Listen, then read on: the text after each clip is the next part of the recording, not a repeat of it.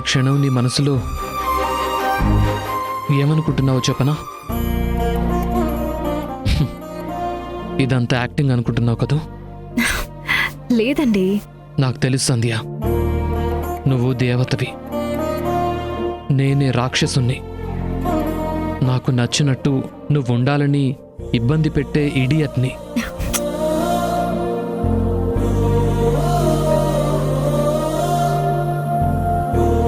నా నోరు ముయ్యొద్దు సంధ్య. నీతో చాలా విషయాలు మాట్లాడాలనుంది. నా మనసులో ఉన్న ఫీలింగ్స్ అన్నీ పూసగుచ్చి నీ దోసిట్లో వేయాలనుంది. ఇప్పుడు టైం ఎంత అయిందో తెలుసా? ముందు మీరు రెస్ట్ తీసుకోండి. ఏమన్నా ఉంటే రేపు ఉదయం మాట్లాడుకుందాం. నో, ఇప్పుడే మాట్లాడాలి. ఇలా నీ ఒడిలో తల పెట్టుకుని నిజాలన్నీ చెప్పాలి. సంధ్య, నువ్వొకసారి త్రికాల సంధ్య గురించి చెప్పావు, గుర్తుందా? నా దృష్టిలో కూడా నా సంధ్య 3 రకాలు. ఒక మంచి ఫ్రెండ్ స్నేహ సంధ్య, ఒక బెస్ట్ వైఫ్ ప్రేమ సంధ్య, ఒక గ్రేట్ మదర్ మాతృ సంధ్య.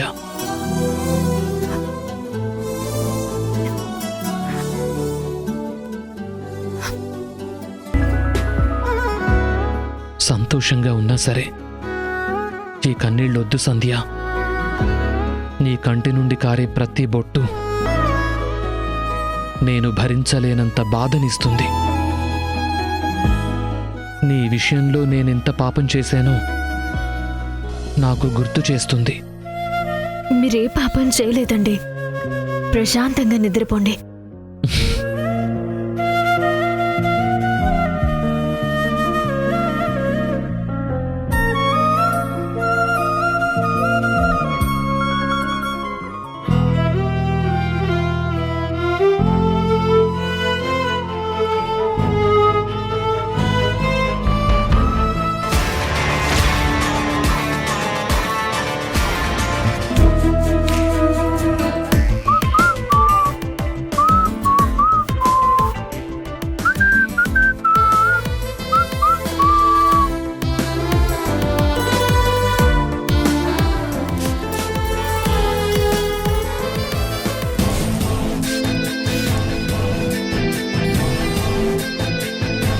ఎక్కడికండి రెడీ అవుతున్నారు?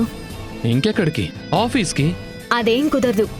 ఈ రోజు కూడా ఇంట్లోనే ఉండి పూర్తిగా రెస్ట్ తీసుకోండి. ఎన్ని రోజులు తీసుకున్న రెస్టు, నువ్వు చేసిన హెల్ప్ చాలు.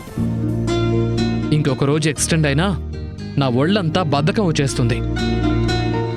అప్పుడు చిన్న చిన్న పనులు చేయడానికి కూడా నిన్నే పిలవాల్సి వస్తుంది.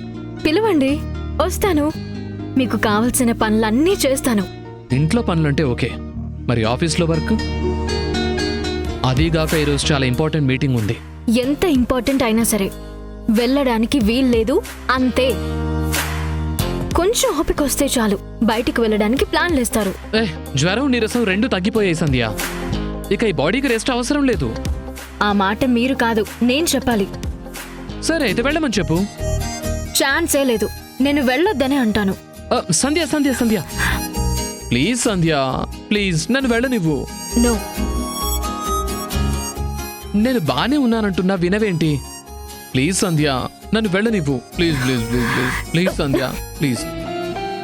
ఏంటండి మీరు చిన్నపిల్లల్లా చేస్తున్నారు? నన్ను చిన్నపిల్లాళ్ళ చేసింది నువ్వే. ఆఫీస్కి డుమ్మా కొట్టి ఇంట్లో కూర్చోమంటోంది కూడా నువ్వే. సంధ్య ప్లీజ్ సంధ్య, వెళ్ళని సంధ్య. మిమ్మల్ని ఆఫీస్కి వెళ్ళొద్దని చెప్పింది ఇలాంటి వేషాలు వేయడానికి కాదు. మరి దేనికి? కడుపు నిండా తిని ఖాళీ కూర్చోవడానికా? లేకపోతే ఇంకో 10 కేజీలు బరువు పెరగడానికా? కొవ్వు పెరిగితే లేనిపోని రోగాలు ఎన్ని వస్తాయో తెలుసా? కబుర్లకేం తక్కువ లేదు. అయినా 2-3 రోజులకి బరువేం పెరగర్లేండి. ఒకవేళ పెరిగినా జ్వరంతో తగ్గిపోయిన దానికి బ్యాలెన్స్ అవుతుంది. ఇన్ని లాజిక్లు చెప్తున్నావు కానీ నన్ను మాత్రం ఆఫీస్కి పంపనంటున్నావు, అంతే కదా? అవునండి, నేను కోరుకున్నది చెప్పాను. ఆ తర్వాత మీ ఇష్టం. సరే, నీ ఇష్టమే నా ఇష్టం. ఆ! ఇప్పుడు ఓకేనా?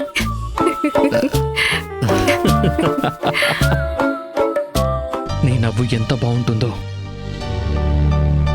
నా మీద ప్రేమతో పడే కోపం కూడా అంతే బాగుంటుంది సంధ్య. జ్వరం అంటే నాకు చాలా భయం సంధ్య. ఎందుకో తెలుసా? ఒంట్లో వేడితో పాటు ఒంటరిగా బతుకుతున్నానన్న ఫీల్ కూడా ఎక్కువయ్యేది. కానీ నువ్వు నా పక్క నుండి ఫీవర్ని కూడా ఒక లవ్లీ మెమరీగా మార్చేశావు. నీ ప్రేమతో నా నీరసానికి కూడా బలాన్నిస్తున్నావు. నీలాంటి భార్య దొరికినందుకు ఈ ప్రపంచంలో నా అంత గొప్పవాడు ఎవరూ లేరనిపిస్తోంది. మీరు మరీ పొగడేస్తున్నారండి. కానీ ఒక భార్యగా మీకు తోడుగా మిమ్మల్ని ఎప్పుడూ ఒంటరితనం ఫీల్ అవ్వకుండా చూసుకోవడం నా బాధ్యత అండి. నువ్వు బాధ్యత అనుకుంటున్నావు, నేను వరం అనుకుంటున్నాను. ఈ రుణం ఎప్పటికీ తీర్చుకోలేని సంధ్య. ఏంటండి ఇలా మాట్లాడుతున్నారు? భార్యాభర్తలన్న తర్వాత కష్ట సుఖాలు పంచుకోరా? ఇదే జ్వరం నాకొస్తే మీరు దగ్గరుండి ఇంకా ప్రేమగా చూసుకోరా? పొరపాటున కూడా అలాంటి మాటలు చెప్పొద్దు, నేను భరించలేను. చాలా బాగుందండి. జీవితంలో జ్వరం జలుబు రాకుండా బ్రతకడానికి నేనేం మనిషిని కాదనుకుంటున్నారా? కాదు, దేవతవి. నీలాంటి దేవతకి ఏ బాధ కలగకూడదు, ఏ చిన్న కష్టం కూడా రాకూడదు. అరే ఏంటండి ఇది? ఇప్పుడు ఏమైందని ఇలా కన్నీళ్లు పెట్టుకుంటున్నారు? ఇదేం బాగలేదు. ప్రాణంగా ప్రేమించిన మొదటి భార్యని దూరం చేసుకున్నాను. ఆ క్షణం నుంచి నిన్ను చూసే వరకు నేను అనుభవించిన బాధ ఆ దేవుడికి మాత్రమే తెలుసు. అలాంటి బాధ ఇంకోసారి ఎదురైతే చావుని కోరుకోవటం తప్ప వేరే దారి లేదు. అలా మాట్లాడొద్దండి. నిజం సంధ్య, నువ్వు నా ప్రాణం. I love you. I love you so much.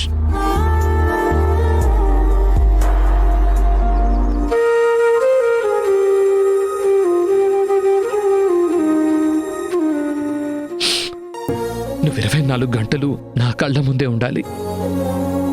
మెంటల్గా ఫిజికల్గా ఏ కష్టం లేకుండా ఎప్పుడూ సంతోషంగా ఉండాలి.